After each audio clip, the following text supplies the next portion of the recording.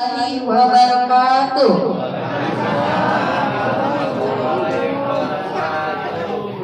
Salam sejahtera untuk kita yang telah hadir pada siang hari ini. Alhamdulillah, saya ucapkan rasa syukur atas rahmat Allah yang telah diberikan kepada kita hingga membuat kita sehat walafiat pada siang hari ini, sehingga kita dapat menghadiri Hari Kesehatan Jiwa Sedunia. Tentang penyuluhan pentingnya kepatuhan minum obat untuk orang-orang dengan gangguan jiwa.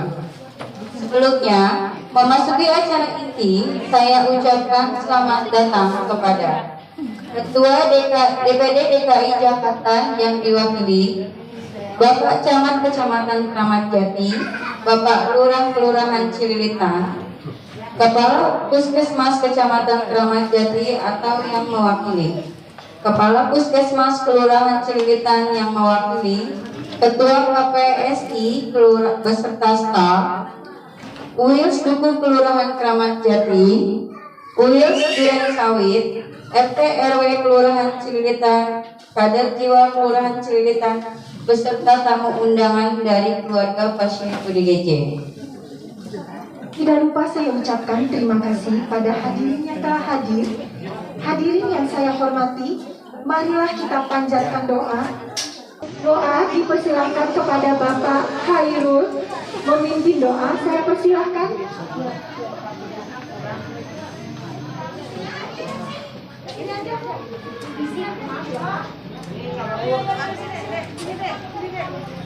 Assalamualaikum warahmatullahi wabarakatuh. Hormati Bapak Lurah, Bapak. Ya Allah ya Tuhan kami, moga-moga dengan acara hari ini menjadi momentum kebangkitan kesehatan Indonesia, pun juga momentum kebangkitan kemakmuran Indonesia. Ya Allah ya Tuhan kami hanya berikhtiar padamu. Hanya Engkaulah tempat kami menyembah dan penentu. Hanya Engkaulah tempat kami memohon pertolongan.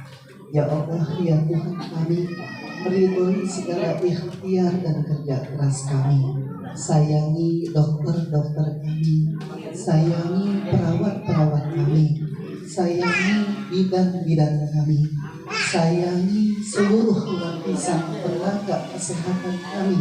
Lindungi mereka seluruhnya dan berikanlah ridwan baik dunia dan akhirat. Rabbana atina fid dunya hasanah wa fil akhirati hasanah wa qina adzabannar. Wa sallallahu ala sayyidina Muhammadin wa ala alihi wa sahbihi wa sallam walhamdulillahi rabbil alamin. Qabul. Assalamualaikum warahmatullahi wabarakatuh.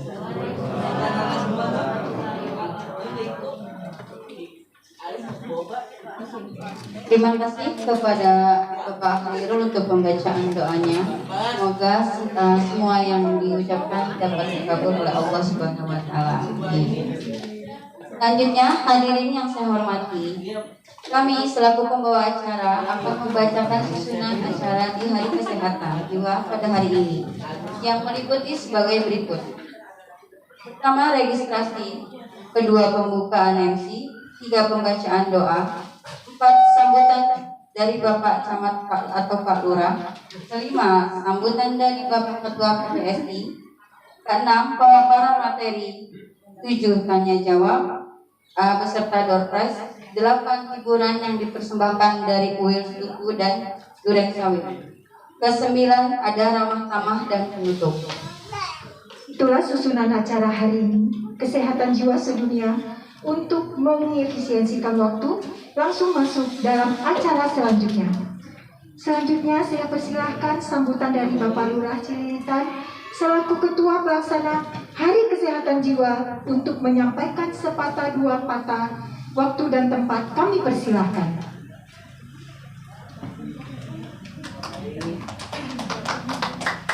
Jadi Ketua Pelaksana ya, kami alhamdulillah ya mudah-mudahan bisa. Izin buka masker ya, masih PPKM level 1. Yang penting sehat, enggak kita tidak bisa tertular ya, apapun penyakitnya kalau kita sehat insya Allah kita kuat. Assalamualaikum warahmatullahi wabarakatuh. Selamat siang, salam sejahtera dan salam sehat selalu untuk kita semua. Yang saya hormati Ibu Fahira Idris, Ketua Dewan Perwakilan Daerah yang kemarin kita undang atau yang mewakili, tapi beliau memang sedang sibuk ya, anggota Dewan kita ini sedang sibuk karena persiapan reses dan persiapan LPJ Gubernur DKI Jakarta yang akan mengakhiri masa jabatannya tanggal 16 Oktober nanti. Jadi udah persiapan nih Pak Gubernur akan mengakhiri masa jabatannya selama 5 tahun beliau bertugas di DKI Jakarta, dan alhamdulillahnya sudah ada pejabat gubernurnya yaitu Pak Heru dari Setnek ya. Nanti pejabat gubernurnya akan menggantikan beliau selama 2 tahun sampai diadakan pemilihan umum tahun 2024. Ya, yang saya hormati Bapak Camat yang dalam ini tadi beliau juga berpesan kepada saya, mohon maaf sebesar-besarnya karena beliau lagi keliling. Ini alhamdulillah kita dikasih berkah ya, air Kali Ciliwung semalam sempat naik ke level 1, dan tadi pagi subuh ada 3 RW di wilayah Cililitan yang terkena banjir. Jadi beliau sedang keliling nih ke wilayah-wilayah kelurahan yang ada di Kramat Jati yang terkena banjir. Jadi mewakilkan kepada saya, tolong dilanjutkan Pak Lurah. Nah, gitu. Tadi sempat ketemu juga di rumahnya Bapak Jainal itu ya, suaminya Ibu Eti yang juga pengelola Air Petra. Gitu.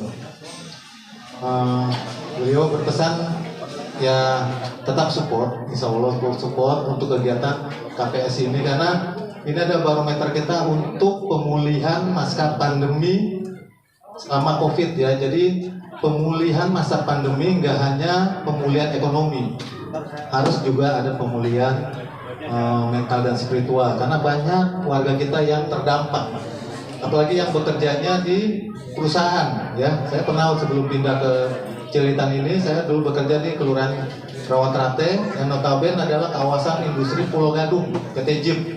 Itu banyak perusahaan yang gulung tikar, banyak warga Rawatrate itu yang di PHK. Jadi banyak yang juga terkena mental ya. Jadi harus ada pemulihan jiwanya juga.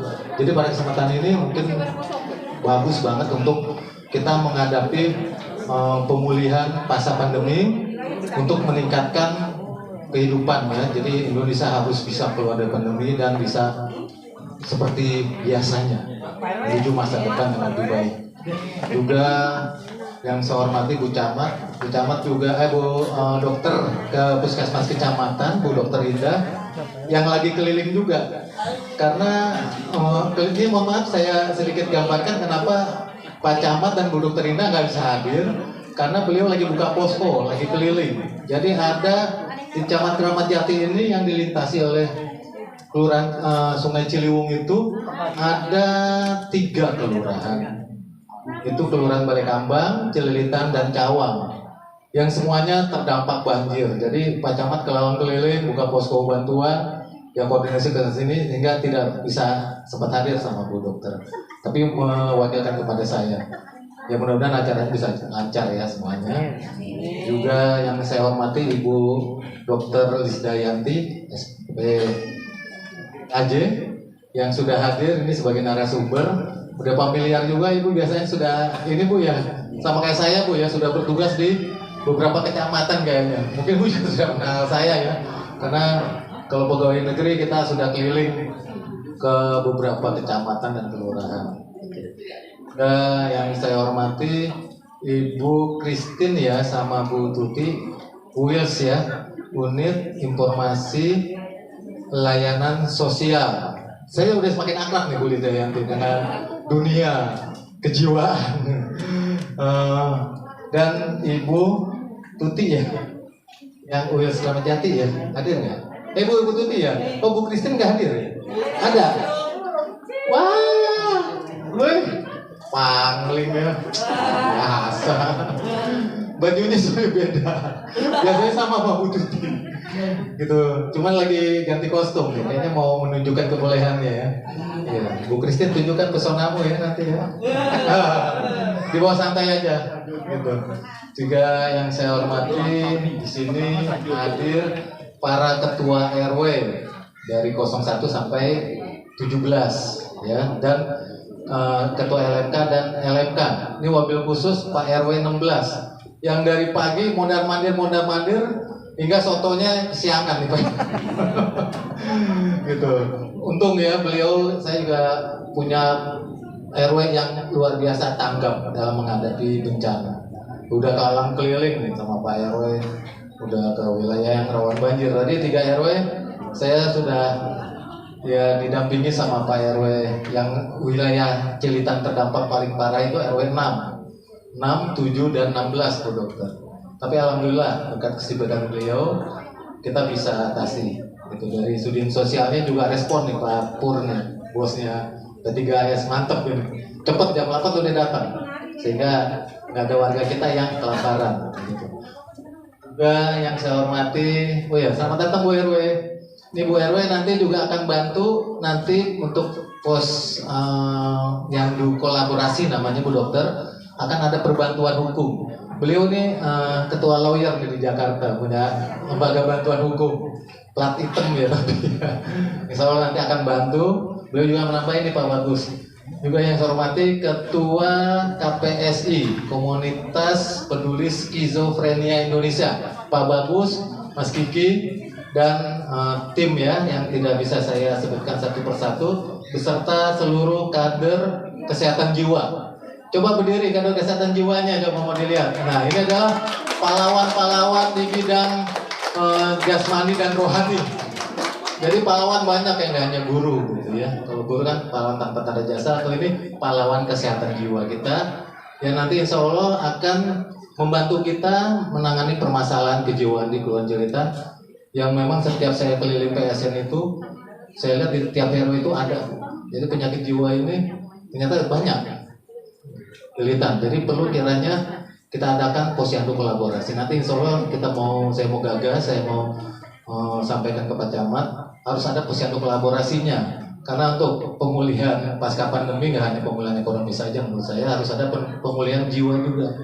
Karena banyak yang terdampak, orang pada kehilangan pekerjaan, kehilangan mata pencarian, apalagi yang istri nggak kerja, anaknya 10, aduh pusingnya luar biasa. Itu depresi biasanya, itu harus kita bantu. Juga wilayah Cilitan ini kan rawan banjir Bu. Saya lihat juga banyak yang keluarganya yang punya disabilitas, perlu kita harus tolong. Karena untuk menolong dirinya sendiri aja mereka aja sudah susah ya, karena banjirnya itu bisa sampai, tadi laporan terakhir saya lihat sampai 2,5 meter, sampai ke Wuwungan, ini tinggi banget di Kali Hitam di RW 6, di RT 7 RW 6 itu tinggi. Karena Kali Ciliwung ini masih tinggi, belum bisa masuk airnya, jadi masih ngegenang. Ya kita doain aja, ini cepat surut. Hujannya juga di Bogor juga nggak ngirim-ngirim nih. Saya mau Pak Bima Arya nih, mau wali kota Bogor minta tolong, Pak kirim asinan Bogor aja, jangan kirim banjir. Sering dikirimin banjir. Tapi insya Allah hujannya berkah, ya. Dan mudah-mudahan nggak ada banjir-banjir lagi, karena memang sudah banyak pembangunan di wilayah Kali Ciliwung, terutama normalisasi dan sodetan ya. Insya Allah nanti di Kelurahan Bidara Cina itu sodetannya akan segera dibuka, dialirkan menuju ke Kali BKT sehingga bisa meminimalisir banjir di Kelurahan Cilitan ini. Juga ini WBS ya, apa namanya? Mas Adit kan? ODS ya, ODS ya, juga dengan keluarganya yang alhamdulillah bisa hadir nih, luar biasa nih. Tepuk tangan untuk keluarga ODS nih. Yang ada ini ODS kita yang luar biasa ya. Ya, yang baju merah juga ya. Ini dari Wils Durian Sawit dengan Kramat Jati. Duku ya, kalau Kramat Jati Duku kan masuk Kramat Jati. Enaknya sih nyebutnya Kramat Jati. Saya agak tersinggung loh dengan Duku. Saya soalnya Kelurahan Cilitan kan masuknya Kramat Jati. Besok-besok sebutnya Kramat Jati. Biar sama sama Bu Christine. Ya. Wilsnya kan Durian Sawit. Beliau ya. Juga Bapak Ibu, mungkin yang ada petugas P3S-nya, terima kasih Pak sudah hadir. Bapak juga sudah masuk film dokumenter ya, sudah diapresiasi ya oleh Bapak Menteri Kesehatan dari Kementerian Kesehatan Republik Indonesia. Insya Allah acara ini bisa berlangsung dengan lancar. Juga terima kasih dari DAI TV ya, yang sudah diliput oleh DAI TV. Ini insya Allah nih kita akan kita viralkan biar masyarakat kita yang masih malu-malu, yang masih menyembunyikan keluarganya, yang menganggap ini suatu hal yang tabu, memalukan dan sebagainya, nggak malu-malu ya. Karena kalau ini malu, ada pepatah bilang, malu bertanya sesat di jalan ya. Kalau kita malu juga untuk berobat, nanti repot ya, karena penyakit ini dia bisa diatasi dengan disiplin minum obat ya. Jadi kepada seluruhnya Bapak Ibu semuanya, saya ucapkan terima kasih sudah hadir dalam rangka memperingati Hari Kesehatan Jiwa Sedunia yang alhamdulillah kita peringati setiap tanggal 10 Oktober. Dan untuk di Kelurahan Cililitan, karena KPSI-nya di Jakarta baru ada ya di Cililitan, mudah-mudahan nanti Bu Dr. Lisda ya bisa dikembang luaskan lagi Bu, sehingga kan yang Jakarta ini luas nih Bu, kompleks banget ini, jadi nggak harus Jakarta Timur menurut saya ya. Kalau kayak di Jakarta Utara itu kan, Jakarta Barat juga itu kompleksitasnya tinggi. Mungkin banyak juga ya yang keluarga-keluarganya seperti yang di Kelurahan Cililitan dan keluarga bantuan. Itu aja, nanti saya juga akan membacakan pointer sambutan Hari Kesehatan Jiwa Sedunia 10 Oktober tahun 2022 dengan tema pentingnya kepatuhan minum obat untuk orang dengan gangguan jiwa. Nah ini mungkin banyak yang belum tahu ya, terutama para ketua RW ya, atau LMK atau yang mewakili. Ini pentingnya Pak, kalau ada keluarga kita atau saudara kita yang terkena penyakit kejiwaan itu memang harus patuh ya, karena bisa distabilkan dengan minum obat. Jangan lepas obat Pak, kalau untuk penyakit jiwa ini harus minum obat ya. Mudah-mudahan ini bisa menjadi pembelajaran dan menambah wawasan kita ke depan ya. Kalau ketemu misalnya tetangga kita atau saudara kita yang memang ada ODGJ-nya atau ODS-nya, nggak usah bingung atau panik ya Bu, ya Bapak Ibu semua ya. Alhamdulillah nih kita punya kantor KPSI yang di Jakarta baru ada di Cililitan. Jadi Jakarta perwakilannya hanya di Cililitan, makanya mudah-mudahan bisa disebarluaskan. Ini luar biasa nih. Ini mudah-mudahan dari DAI TV juga bisa disebarluaskan sehingga Pak Menteri Kesehatan atau Kepala Dinas Kesehatan bisa membuka saluran lagi gitu ya, wilayah-wilayah selain Jakarta Timur.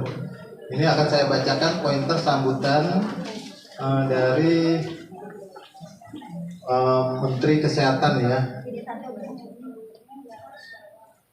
Jadi intinya saya tidak akan bacakan karena pasti akan bosan kan kalau baca ini. Jadi intinya aja. Jadi Pak Menteri menegaskan kepada kita, kepada masyarakat ya, terutama dalam rangka pemulihan pasca pandemi. Biasanya kita juga menemukan ada beberapa warga masyarakat yang memang terkena, bukan hanya masalah ekonomi saja, tetapi masalah kejiwaan juga ya. Dan beliau juga berpesan kepada seluruh masyarakat di Jakarta, di Indonesia khususnya di Jakarta ini, agar selalu mengikuti protokol kesehatan yang berlaku, gitu ya. Jadi pentingnya kepatuhan minum obat bagi keluarga kita atau sanak saudara kita yang memang terkena penyakit ODGJ ini, itu intinya ya. Juga berharap dalam rangka memperingati Hari Kesehatan Kesehatan Jiwa Sedunia, itu diganti aja bangkunya.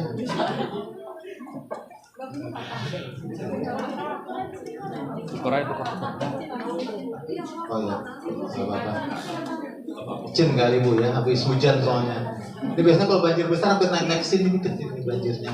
Tahun 2020 ini ya, mudah-mudahan nggak ada lagi nih banjir besar, banjir apa lagi. Gitu ya. Jadi Bapak Menteri Kesehatan berpesan kepada kita agar selalu semangat ya dalam mengarungi hidup ini ya, karena hidup ini harus dijalani, harus dinikmati, disyukuri ya. tidak ada hidup yang tidak berarti. Jadilah manusia yang berarti bagi diri sendiri dan orang lain, ya. Dan semoga dengan adanya peringatan Hari Kesehatan Sedunia ini, kita sebagai manusia, sebagai warga senantiasa bisa ya selalu dijauhkan dari segala macam penyakit ya, terutama penyakit-penyakit yang seperti ini, dan juga dari segala macam mara bencana, mara bahaya ya, terutama masalah banjir di Cililitan. Jadi itu aja, saya nggak bacakan secara detail ya, karena membacakan ini alangkah BT-nya, karena waktunya juga semakin berjalan. Ini akan ada pertunjukan dari adik-adik ODS kita ya. Adik ODS itu adalah binaan ya, binaan dari UILS Keramat Jati dan Duren Sawit ya. Nanti juga ada tarian ya, kayaknya tarian ini dari Papua ya, Papua sama dari Sumatera Barat ya. Ini Sumatera Barat ya, dari tari piring bukan? Sajojo. Dari asal. Oh iya. Dari daerah. Ya alhamdulillah ya udah mewakili. Ya selamat mengikuti kegiatan ini. Tetap semangat ya. Pak Lurah akan mendukung kegiatan ini sampai titis darah. Sangat bisa. Karena penting banget kalau di Jakarta penting banget seperti ini. Karena tingkat stressingnya sangat tinggi di Jakarta ya. Kehidupan kita sangat kompleks. Maka perlu sekiranya ada semacam komunitas peduli skizofrenia di Indonesia. Ini terima kasih juga kepada Bu Dr. Lisda, Pak Bagus dengan tim, juga Bu Dr. Ori ya yang memang pemakasan kegiatan ini. Saya juga jadi banyak tahu, banyak belajar. Ya mudah-mudahan ini bisa kita jalankan di Kelurahan Cililitan ini sehingga bisa mendunia lah kegiatan ini. Itu aja yang dapat saya sampaikan. Terima kasih atas perhatiannya. Wabillahi taufiq wal hidayah. Wassalamualaikum warahmatullahi wabarakatuh.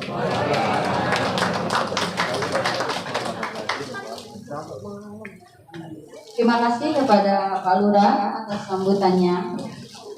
Untuk selanjutnya ada sambutan dari Ketua KPSI selaku pemimpin Hari Kesehatan Jiwa. Untuk Bapak Bagus, kami persilahkan.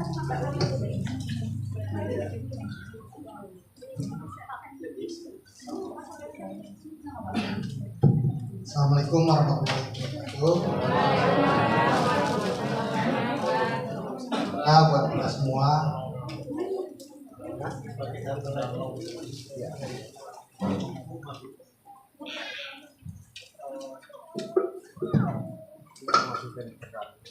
sebelumnya saya akan mengucapkan terima kasih buat semua pihak yang memungkinkan terjadinya acara ini, khususnya Pak Lurah, Kelurahan Cililitan, para ketua RW, khususnya Pak RW 16,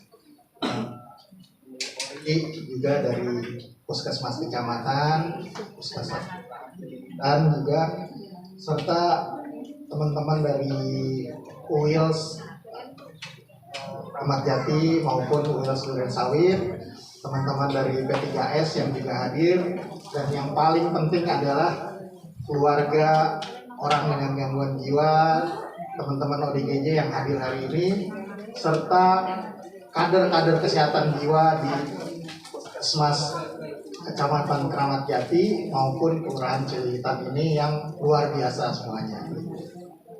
Juga terima kasih untuk Dr. Lisda yang nanti akan memberikan materi terkait pentingnya kepatuhan minum obat untuk orang dengan gangguan jiwa.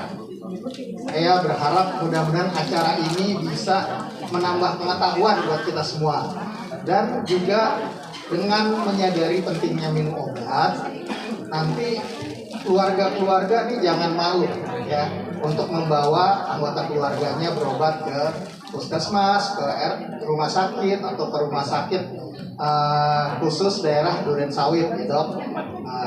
Saya sendiri adalah keluarga pasien gangguan jiwa.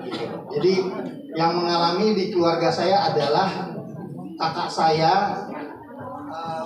sekitar 25 tahun yang lalu. Jadi dulu belum ada BPJS, berobatnya masih mahal gitu ya.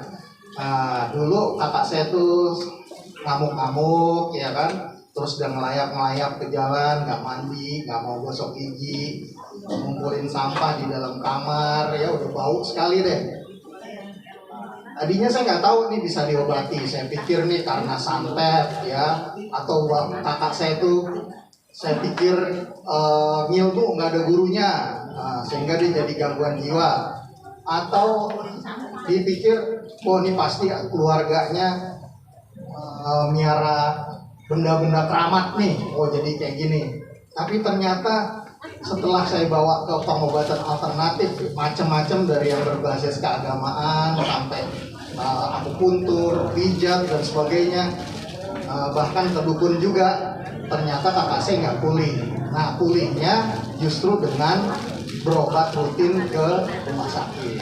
Nah yang ingin saya sampaikan nih ya, keluarga-keluarga perlu tahu ya, bahwa kakak saya itu 10 tahun itu nggak saya obatin, itu udah seperti teman-teman ODGJ yang menggelandang di jalan. Jadi baunya luar biasa. Kalau masuk ke rumah saya nih, di sini saya di sini nih ya, pintu kamar tamu saya di belakang situ, itu baunya udah kecium. Jadi luar biasa lah gitu. Tapi dengan berobat rutin, obatnya cuma haloperidol yang harganya itu kalau kita beli sendiri 100 rupiah sebutir. Kalau sebulan itu cuma 30.000. Ternyata kakak saya bisa pulih. Itu. Dulu bapak saya berpikir bahwa wah ini saya gagal nih jadi orang tua ya, karena punya anak yang seperti ini gitu. Tapi setelah dia berobat rutin, cuma minum tadi haloperidol sama CPZ kalau malam, itu kakak saya bisa pulih lagi. Walaupun prosesnya butuh waktu sekitar 2-3 tahun lah, kakak saya akhirnya bisa berfungsi lagi. Tapi kakak saya sekarang sudah bisa ngurus surat rujukan sendiri ke puskesmas, udah bisa berobat sendiri ke rumah sakit jiwa Islam Klender. Terus kemudian dia bisa dagang dan sudah menikah gitu. Istrinya juga menerima dan mau menjaga agar dia berobat rutin, nggak boleh putus obat gitu. Jadi yang dulu dibayangin bapak saya itu dia nggak bakal berfungsi lagi, ternyata sekarang bisa pulih, dan kakak saya bisa kemana-mana lagi, naik kendaraan umum dan ngurus ibu yang udah tua, sekarang dia udah bisa lagi gitu ya. Jadi teman-teman, baik teman-teman ODS, ODGJ maupun juga keluarga, jangan putus asa. Semoga nanti Allah memberikan kesembuhan atau pemulihan yang sebaik-baiknya buat kita gitu ya. Jadi saya nggak ingin berlama-lama. Saya karena pengalaman itu mendirikan organisasi untuk mengedukasi keluarga dan pasien gangguan jiwa. Nah, kantornya ada di seberang jalan sini, namanya Komunitas Peduli Skizofrenia Indonesia. Kami kalau di Facebook ada sekitar 81.000 anggotanya di seluruh Indonesia gitu. Jadi jangan malu-malu kalau butuh informasi, butuh pengen tahu gimana caranya mendampingi keluarga saya, Mas Bagus, oke, datang ke KPSI kapan aja. Kami dari Selasa sampai Sabtu buka dari jam 10 sampai jam 4 sore kurang lebih. Layanan kami gratis, bisa sharing. Kalau nanti kadang-kadang ada pelatihan keterampilan atau kesenian juga kita lakukan, hampir sama lah dengan kegiatan teman-teman di UIL gitu ya. Jadi silahkan datang. Sekali lagi untuk akhirul kalam saya ucapkan terima kasih buat teman-teman semua. Semoga acara berjalan lancar dan bermanfaat buat kita semua. Tema Hari Kesehatan Jiwa tahun ini, pulih bersama generasi sehat jiwa ya. Jadi teman-teman semua semoga semakin sehat kita semua, baik jasmani maupun rohani. Wassalamualaikum warahmatullahi wabarakatuh. Terima kasih kepada Pak Bagus telah memberikan sarannya. Nah, selanjutnya saya persilakan ada penyuluhan dari Dr. Krisdayanti, SPKJ Psikiater, selaku moderator yang akan memandu diskusi selanjutnya. Assalamualaikum warahmatullahi wabarakatuh. Terima kasih atas kesempatan yang diberikan kepada saya. Sayangnya kalau kecililitan baru ini, tapi kalau malam melintang di Puskesmas Kramat Jati udah dari 2006. Jadi sama Pak, kondisinya seperti sekarang. Saya pindah dari Tasikmalaya ke sini 2006 itu pas banjir. Nah, langsung diterjunkan ke Cawang dan memimpin posko-posko banjir. Seru juga. Tapi kemudian perjalanan hidup mengakhiri saya di jiwa, jadi dokter jiwa. Gara-garanya di Kramat Jati dulu di Poli Jiwa dengan KB. Saya pegang itu di Kramat Jati dulu. Saya pindah-pindah dari Cawang, kemudian ke Kecamatan Kramat Jati, kemudian ke Duku, kemudian ke Tengah. Nah di Tengah berangkat sekolahnya. Jadi malang melintang di Kramat Jati ini. Tapi belum pernah ke Cililitan, saya ngaku. Tapi dari dulu Cililitan udah terkenal dengan jiwanya. Kalian sangat aktif, salut saya.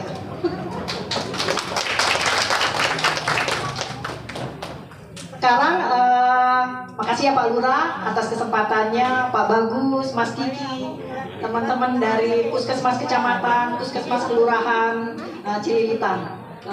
Ini sangat penting karena hari ini bertepatan dengan peringatan HKJS, Hari Kesehatan Jiwa Sedunia, yang temanya tahun ini adalah mental health and psikososial well-being, kesejahteraan psikososial. Jadi kesehatan jiwa dan kesejahteraan sosial itu menjadi global priority, menjadi prioritas global. Kenapa? Itu ada alasannya, karena pandemi kemarin prioritasnya apa? Pandemi COVID-19, semua COVID. Dan kita juga iya.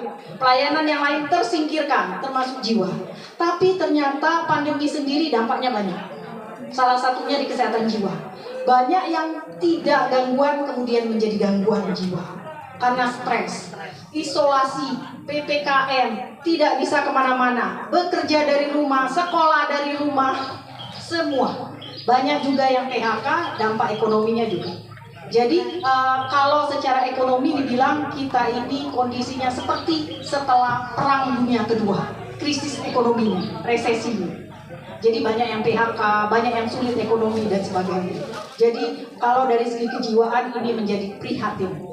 Jadi ada juga yang bilang, apakah ini terjadi tsunami gangguan jiwa? Bisa iya, bisa tidak. Jadi tergantung kita semua menyikapi. Nah, yang hari ini akan dibawa temanya ini tentang pentingnya kepatuhan minum obat pada ODGJ. Kita mengingatkan lagi bahwa gangguan jiwa berat. Gangguan jiwa berat itu terbagi atas dua, yaitu schizophrenia dan non-schizophrenia. Jadi yang menyebabkan seseorang harus dirawat biasanya. Itu ada 3 diagnosis itu, schizophrenia, bipolar, dan depresi berat. Schizophrenia sendiri dari kata schizo dan frenia. Schizis itu terpecah atau terbelah. Dan prenia itu dianggap jiwa. Jadi dia kadang normal, kadang terganggu. Jadi ada fase normalnya juga. Jadi tidak melulu terganggu. Dan ini suatu sindroma. Berarti kumpulan gejala. Sindroma itu artinya kumpulan gejala. Jadi gejalanya beragam-ragam, nggak satu macam saja bentuknya. Dan ini ditandai oleh distorsi pikiran. Distorsi berarti kan kalau lurus, ingat kaca, air, ada sendok dimasukkan, terus itu pasti distorsi bentuknya berubah. Nah, distorsi itu menyimpang di proses pikirnya, kemudian di persepsi. Persepsi itu panca indera kita, misalnya ada TV, ada orang, ada suara. Nah, kita mendengarnya, itu yang normal. Tapi kalau distorsi menyimpang, nggak ada sumbernya, nggak ada orangnya, nggak ada TV, nggak ada sumbernya, kemudian ada suaranya. Terus distorsi persepsi, jadi panca indera kita terdistorsi. Biasanya paling banyak suara. Kemudian apek itu ekspresinya tumpul atau tidak sesuai. Jadi kadang dia sedih tapi dia ketawa-ketawa. mukanya ketekuk tapi dia ketawa. Itu tidak sesuai. Kemudian kesadaran jernih. Jadi maksudnya orangnya ya sadar, secara umum dia sadar. Kemudian lagi ini, intelektualnya terpelihara. Tapi ada beberapa yang kemudian mengalami kemunduran setelah penyakitnya sekian lama. Itu di schizophrenia. Dan ini kalau dari penelitian sekitar 1%. 1% berarti kalau 100 orang ada 1. Jakarta sendiri berapa juta penduduknya? Banyak penderitanya di seluruh dunia. Dan ini usia pertama kali kenanya paling sering 15 sampai 25 tahun untuk laki-laki, jadi lebih muda. Jadi bisa dari umur SMP, udah pernah duluan laki-laki. Kemudian perempuan lebih muda, lebih tua, 25 sampai 35 tahun. Tetapi yang menjadi problema di schizophrenia ini adalah ketidakpatuhan minum obatnya. Dari penelitian di seluruh dunia sekitar separuhnya, 56%. Kalau di depresi itu sekitar 50% separuhnya, bipolar lebih rendah 44%, tapi diperkirakan kira-kira separuh. Itu yang di seluruh dunia ya.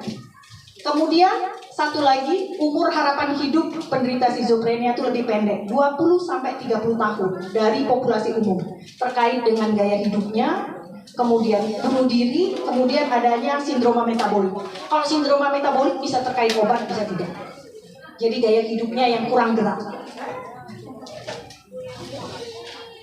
Kemudian ini terapinya. Nah, kalau di sini bisa dilihat saat kambuh.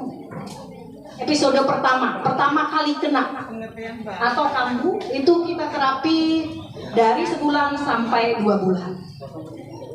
Ini tujuannya untuk stabil.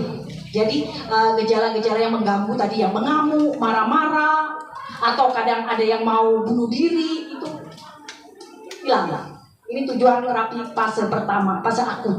Kemudian masuk ke fase stabilisasi. Itu diperkirakan sampai 6 bulan.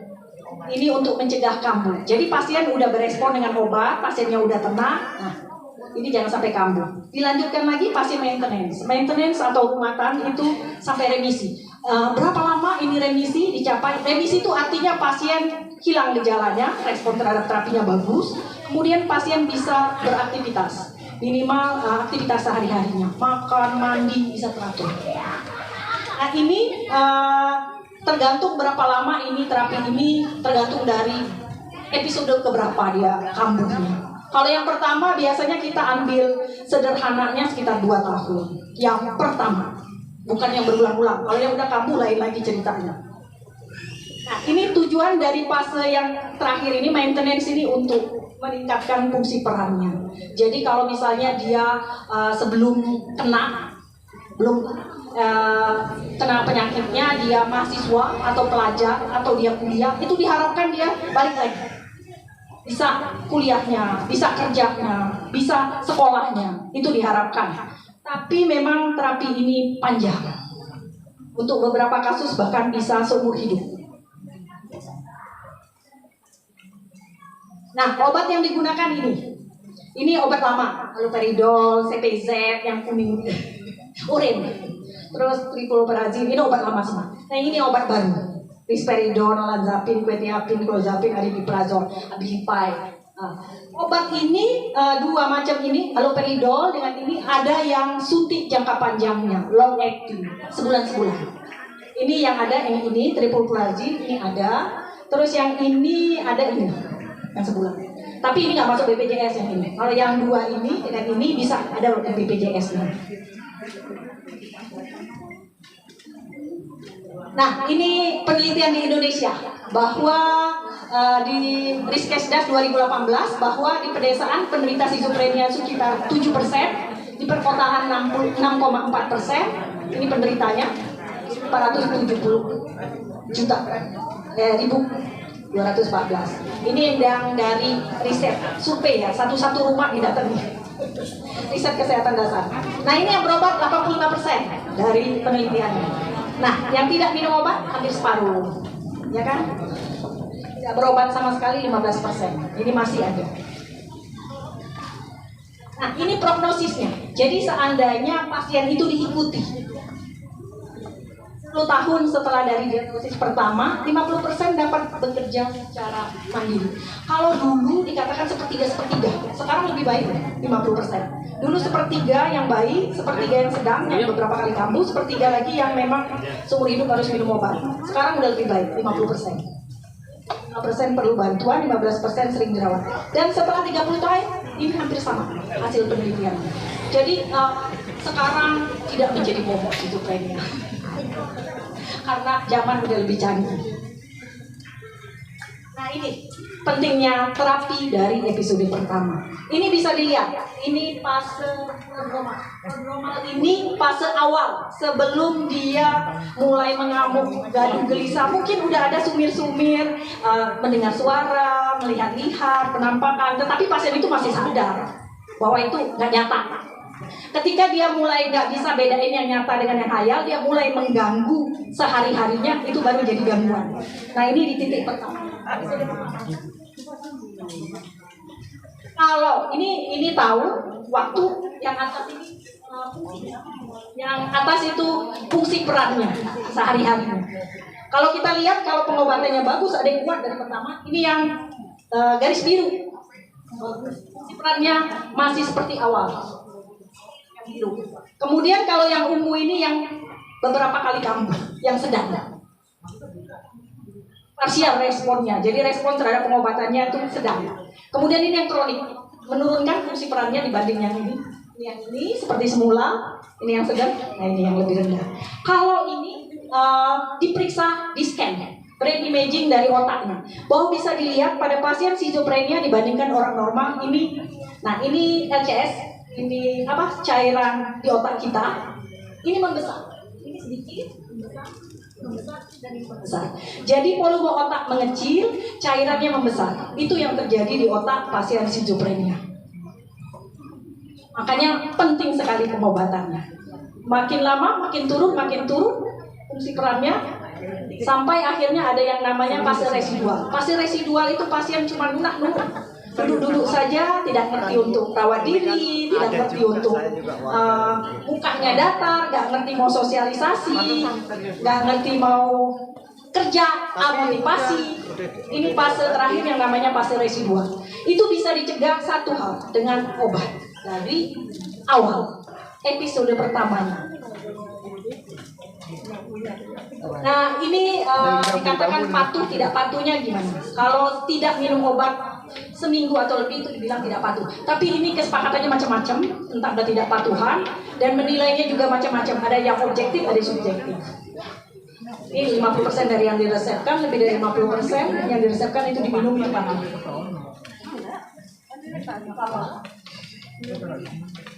Nggak bawa pointer. Nah ini yang dari Rizkesdas tadi, alasan yang di Indonesia mengapa tidak patuh. Merasa sudah sehat, tidak rutin minum obat, tidak mampu beli obat, masih ada yang tidak mampu. Merasa dosis tidak sesuai, sering lupa, ini juga jadi banyak alasan. Efek samping, tidak tahan dengan efek samping obat, 7%, obat tidak tersedia lainnya. Jadi ini alasan yang di Indonesia mengapa tidak patuh. Nah ini faktor yang mempengaruhi mengapa seseorang tidak patuh. Sebenarnya kalau dari sini kita lihat bahwa ini multifaktor ya, banyak faktor. Mulai dari pasiennya sendiri, kemudian penyakitnya, kemudian terapinya, obatnya, kemudian lingkungan. Nah ini untuk penyakitnya sendiri. Bahwa kalau gejalanya banyak gejala positif. Gejala positif ini mulai dari yang berlebih. Berlebih itu mengamuk, marah-marah. Mulai dari suara-suara, halusinasi itu gejala positif. Tapi kalau yang tadi, yang gejala negatif itu yang di residual tadi. Tidak mau ngapa-ngapain. Semua yang tidak mau tidak mau bersosial, menarik diri, itu gejala negatif. Kalau gejala positif yang berlebih. Banyak gejala positif, kemudian excitement yang Lisa tadi, kontrol impuls yang jelek, atau gejala depresi. Ini menyebabkan menjadi faktor menjadi tidak patuh. Kalau banyak gejala positif. Kemudian ini insight. Insight itu tilikan diri. Dia dirinya merasa dirinya sakit atau tidak. Kebanyakan pasien ini tidak merasa dirinya sakit. Dia merasa lingkungan yang berubah, orang yang berubah, bukan dirinya. Ini yang paling banyak. Dan ini menjadi prediktor paling penting menyebabkan patuh atau tidak patuhnya pasien tersebut berobat. Ini yang paling penting, insight, tilikan diri.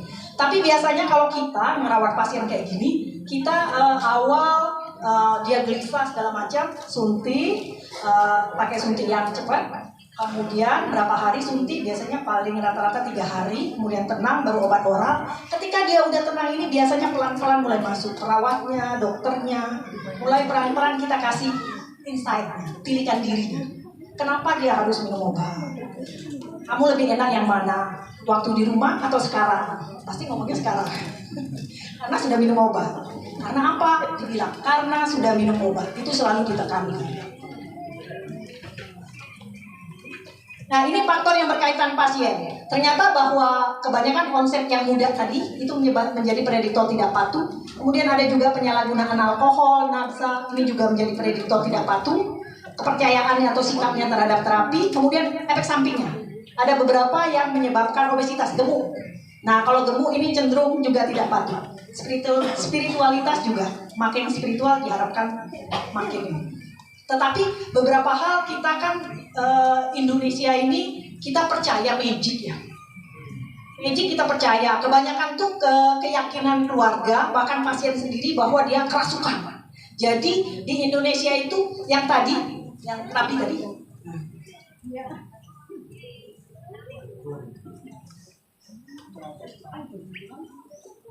Nah, kalau di Indonesia ini dari mulai dia ada perubahan sampai dia kemudian benar-benar mengganggu fungsi peran itu sekitar 1 tahun. Jadi dari dia mulai ada aneh-anehnya kemudian baru berobat itu duration untreated psychosis itu sekitar 1 tahun di Indonesia. 1 tahun itu kemana? Ke orang pintar. Berobat kemana-mana, segala macam biaya dikeluarkan, potong kambing, penyakitnya dipindah, segala macam, semalam kiai, ustaz, segala macam. Biasanya itu sekitar 1 tahun. Indonesia ya, penelitiannya segitu. Tapi entah kalau berubah lagi. Jadi ada fase yang panjang sekali sebelum pasien itu kemudian dibawa ke medis.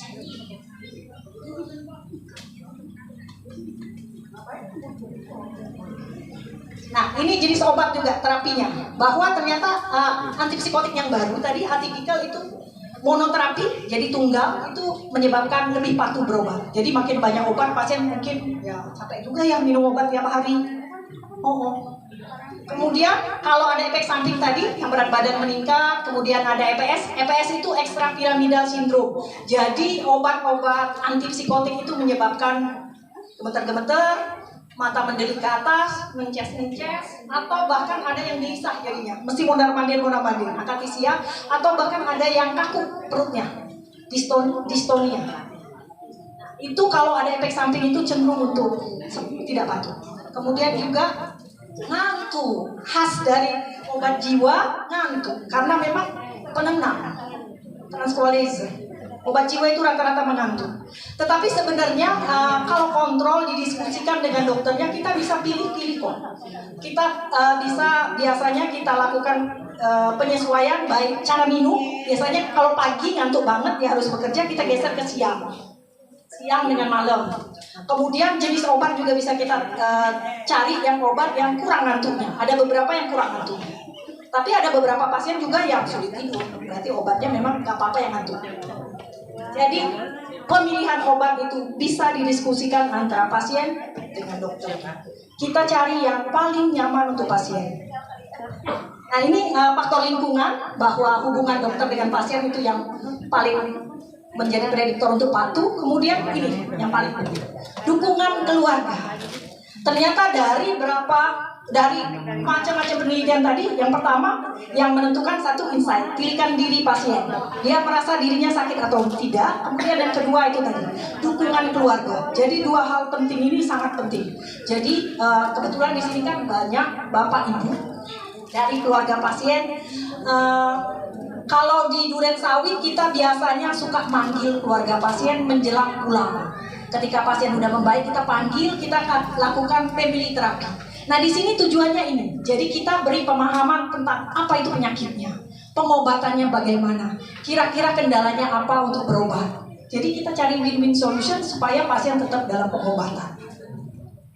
Oke, kemudian ini stigma. Ini susah. Dan pekerjaan. Ternyata pasien-pasien yang mempunyai pekerjaan itu biasanya lebih patuh. Lanjut. Nah, apa yang terjadi kalau tidak patuh? Ternyata dirawatnya jadi sering. Resiko bunuh diri meningkat. Kemudian kemungkinan resisten obat. Kemudian tadi fungsi perannya menurun. Seperti yang digambar tadi. Bahwa makin lama sakit itu makin mengecil otaknya, cairannya yang meningkat. Kemudian ini kekerasan bisa meningkat, kriminalitas juga meningkat. Kemudian ini biaya pengobatan menjadi lebih tinggi. Ini untuk semua, untuk keluarganya, untuk layanan kesehatan kita, pemerintah juga. Karena mulai dari IGD, dan waktu dirawat, kemudian juga waktu intervensi obat-obatannya ketika dirawat, itu juga lebih tinggi, makin sering kambuh. Nah, ini bagaimana cara meningkatkan kepatuhan minum obat? Di sini yang bisa dilakukan ini, kalau ini ke pasiennya, terapi kognitif, ini yang tadi suntik jangka panjang tadi, kemudian ini keluarganya, bisa dengan family terapi tadi, kemudian ini dengan teknologi. Ada misalnya, kalau di luar negeri mungkin ada kayak aplikasi khusus untuk jiwa, ada di beberapa negara. Atau juga bisa dalam bentuk kadernya atau manajer kasusnya yang kemudian mengingatkan dalam bentuk SMS untuk kontrol. Ini strateginya untuk meningkatkan kepatuhan minum obat. Kalau yang 0 tadi, faktor resikonya tadi bisa dengan psikoedukasi. Psikoedukasi kita berikan kedua, ke pasiennya dan keluarga. Jadi yaitu tadi seperti yang saya jelaskan, penyakitnya apa, pengobatannya bagaimana, dan kira-kira kendalanya apa. Dicari solusinya. Dan ini suntik jangka panjang tadi, psikoedukasi dan SMS untuk mengingatkan. Kalau ini sesuai kebutuhan. Untuk yang resiko tinggi, suntik long acting, kemudian psikoedukasi, SMS reminder. Ini sesuai kebutuhan dari teknologi. Untuk yang resikonya banyak tadi. Semoga kita bisa punya seperti di beberapa negara lain. Thank you. Sebenarnya gini, schizophrenia ini kayaknya jadi PR terbesar bagi psikiater. Padahal gangguan jiwa banyak. Gangguan jiwa bukan cuma schizophrenia, tetapi yang selalu rutin di kita itu memang schizophrenia paling banyak. Juga di Duren Sawit juga paling banyak schizophrenia. Dan itu sebenarnya menjadi burden ya, beban bagi semua, bagi keluarganya, bagi pemerintah yang pelayanan pengobatannya, bagi juga semua. Semua yang dia pendidikan kemudian menjadi nggak bisa lagi pendidikan. Jadi makanya kalau pertama kali pasien ke kita sebisa mungkin kalau nggak mau datang kita berapa kali panggil kadang. Harus keluarganya datang. Minimal kita edukasi dulu, edukasi keluarganya. Apa itu penyakitnya? Bagaimana cara ininya? Apa kira-kira solusinya? Yang menarik itu yang pernah saya temuin di Magelang dulu, ada satu perempuan umurnya udah 40-an, dia kena kayaknya di umur 20-an, dan itu sepertinya penyebabnya ada kejangnya. Jadi kejangnya tidak tertangani, dan dia itu kalau mau kontrol di rumah ibunya sendiri dengan dia, terus ide bunuh dirinya tuh kuat banget. Jadi sampai kalau ibunya bekerja, dia dirantai di tempat tidur, mau nyebur ke sumur dekat rumahnya. Kalau misalnya diajak kontrol, itu dirantai juga di mobil karena dia apa? Mau melompat dari mobil, mau kontrol aja kayak gitu. Karena ide-ide bunuh diri, halusinasinya kuat banget. Dan itu ternyata kemudian ketika diterapi secara adekuat, itu penyebabnya karena ada kejang. Dan kejangnya itu nggak pernah tertangani dengan adekuat. Ketika kemudian kejang itu banyak bentuk. Ada kejang yang lengkap bener ya, lonjotan sampai busa-busa itu kejang tonik-klonik. Ada yang kejang yang cuma sumir, yang kayak mendelik gini, sebenarnya kejang. Atau kadang kayak perih-perih lambung, sebenarnya kejang. Atau kadang kayak sakit kepala doang, sebenarnya kejang. Nah, kejang yang parsial ini yang suka tidak tertangani. Nah, ketika kemudian kejang dia bisa tertangani, hilang semua itu. Jadi lama dia nggak dirawat lagi, dan ibunya lega banget. Kasus-kasus kayak gini, jadi kasus-kasus kolaborasi antara jiwa dengan saraf. Ini yang kadang, kalau dia murni jiwa, biasanya kita cepat ya penanganannya. Tetapi ketika ada sarafnya, ada kejang tadi, lebih lama kalau tidak terdiagnosis. Tapi kalau cepat, istilahnya kemudian kita curiga ke situ, kita cepat tangani, insya Allah lebih cepat. Jadi nggak sampai benar-benar bunuh dirinya, serem banget. Mau lompat terus sampai rantai-rantai, di bawah kontrolnya masih ada rantai. Ya, gitu ya ibu-ibu. Ya dari saya akhiri, wabillahi taufiq wal hidayah. Wassalamualaikum warahmatullahi wabarakatuh. Mungkin dari Bapak Ibu selanjutnya ada dua pertanyaan. Ibu Dr. Lisdayanti atas pemaparannya. Saya Maria Rahmawati, Ketua RW 08 Kelurahan Cileungetan. Saya ada sedikit pertanyaan. Mungkin tadi penjabarannya sih sudah oke ya. Saya nggak ngerti pemilahannya sakit jiwa itu bentuknya seperti apa saja. Yang saya ketahui ada terkena gangguan jiwa lah saya bilangnya depan rumah, dan sudah pernah minta untuk dirawat di rumah sakit jiwa Brokol sana, apa namanya itu rumah sakit jiwa. Nah, jadi pertama memang seperti itu, dia suka ngamuk. Yang paling ngeri dia mau miara kelelawar dalam kamarnya. Terus ya pokoknya binatang-binatang yang agak-agak menyeramkan lah.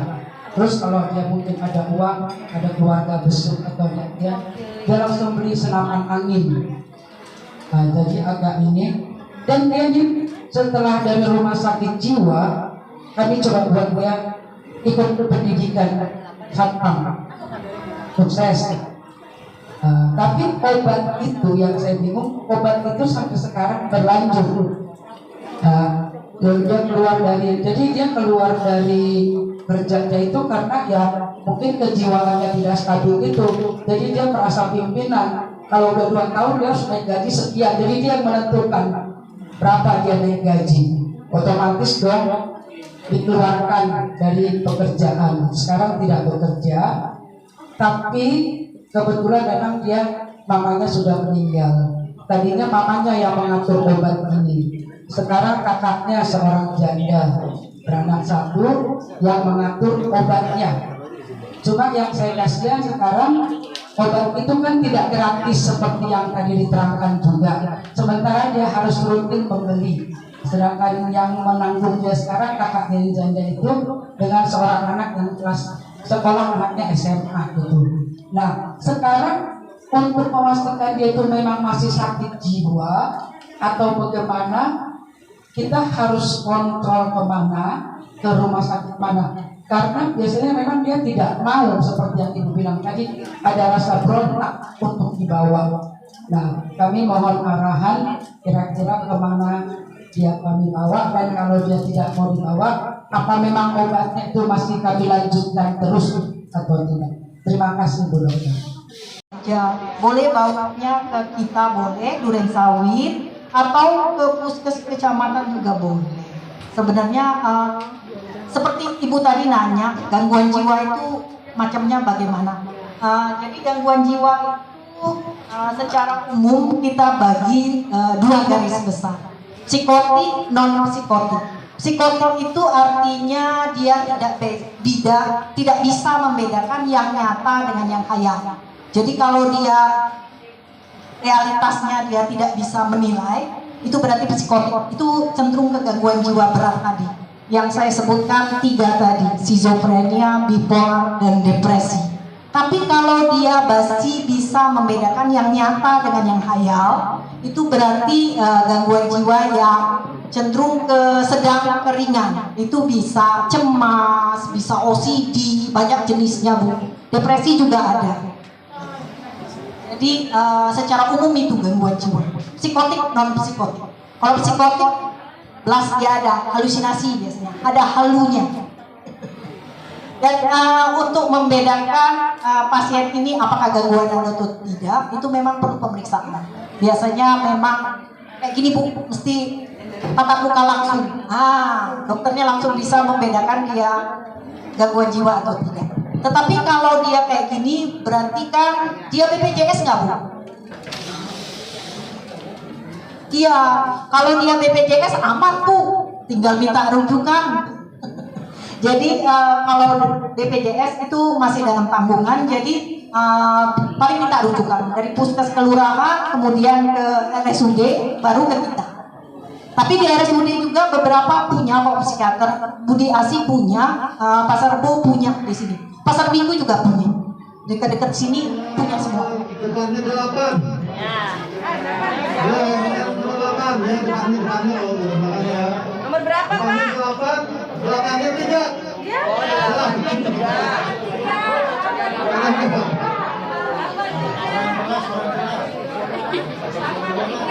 Dan belakangnya 3, depannya 8. Ada ya?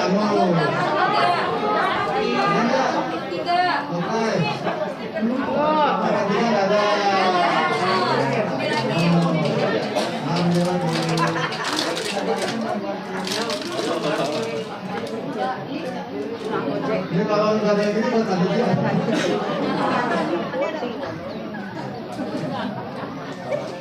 Ini mudah-mudahan ada di nomor kecil ya. Belakangnya 9. Depannya 0. 09. Ada nggak? Ada? Ya. Aduh, kenapa? Ibu ya?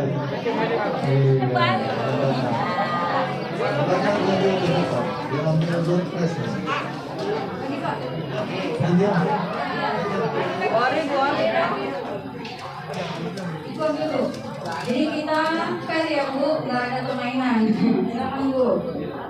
Berapa? 13. Nomor 13. Nomor 13. 13. Ada yang nomor 13? 1, 2, 3. Ada nomor 13? Bangun. Ya. Ada? Nggak ada. Ambil lagi. Suka. Lanjutin Bu. Ambil nomor 1. Silakan. 38. Nomor 38. Nomor 38. 381. 388 mana? 382. 383. Kamus ya? Ada aja sih. Ya, ayo. Ambil.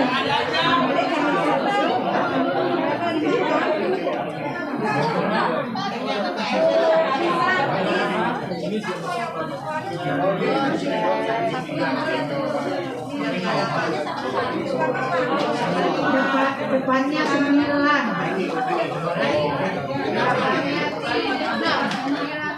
931.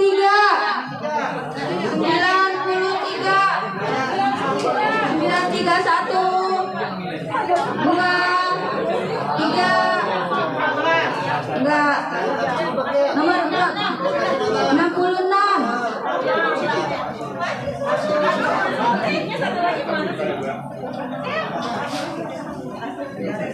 Yang cepat.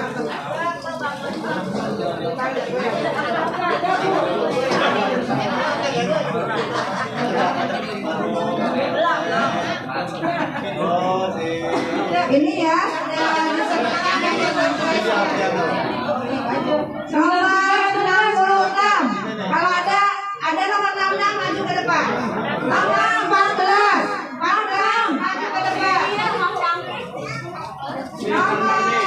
Nomor 66 ya. 66. 14. Nomor 74. 74.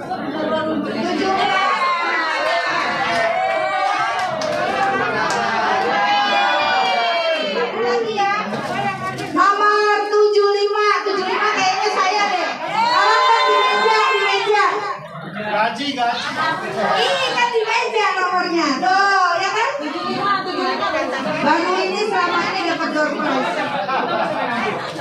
aja nggak pernah saya Pak.